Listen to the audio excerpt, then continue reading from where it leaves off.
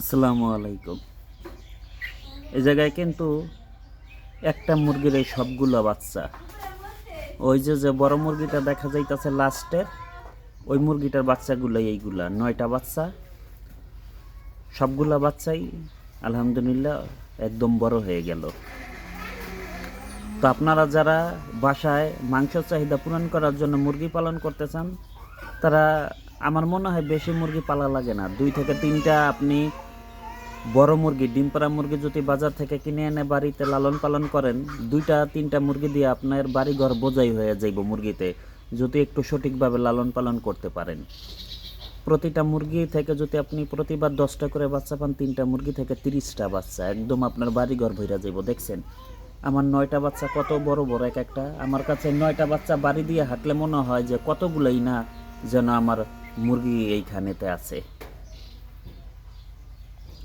তো যারা বাসায় আমার মতো মাংসের চাহিদা, ডিমের চাহিদা পূরণ করতে চান, তারা চাইলে এরকমভাবে 2টা একটা মুরগি বাসায় লালন পালন করতে পারেন। আর আপনাদের যদি কোনো কিছু জিজ্ঞাসা করার থাকে, যতটুকু আমি পারি চেষ্টা করব আপনাদের উত্তর দেওয়ার জন্য।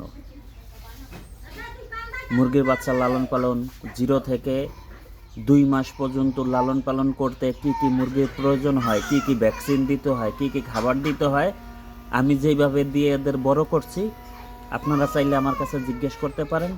ইনশাল্লাহ আমি আপনাদের প্রতিটা কথার অ্যান্সার দিব।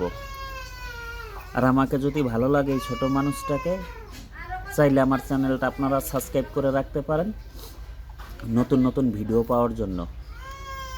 আসসালামু আলাইকুম। সবাই ভালো থাকবেন, সুস্থ থাকবেন।